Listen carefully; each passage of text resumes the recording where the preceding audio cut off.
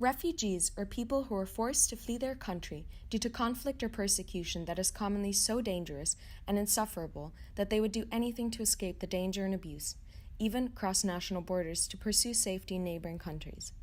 There, they seek asylum and are provided aid from states and various organizations distinctly because returning home is too perilous, even to the extent of death. The Syrian crisis that began in 2011 and forced over 11 million Syrians to flee their homes escalated into a full-blown refugee crisis by 2015 that affected various countries, particularly in Europe.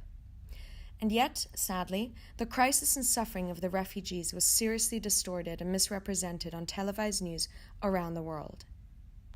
Initially, a lot of the media attention focused on anonymous crowds of people in overcrowded boats and trains with a predominantly negative tone that collectively portrayed them as victims of war, crises, or trafficking gangs, as evident in this news report. However, individual fates were either seldom shown or focused chiefly on their suffering. The absence of positive examples that did not depict them as victims or freeloaders thus gave a false idea of the refugees who came to seek asylum rather than to evoke pity or exploit the helpers' generosity. Nonetheless, empathy grew as news reports further focused on the suffering of the refugees, with a firm emphasis on families and children who became symbolic of the refugee crisis to further evoke sympathy.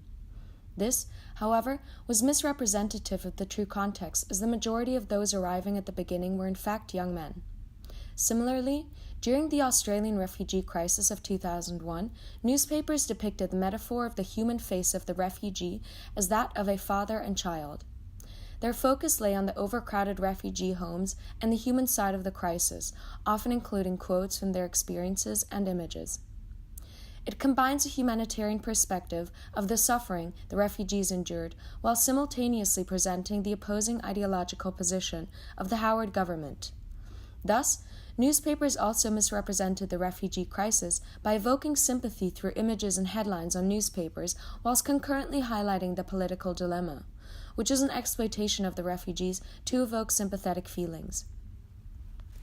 By September 2015, the attention of televised news shifted towards a welcoming euphoria wherever the refugees arrived, depicting exhausted and relieved refugees delighted to have arrived at their destination.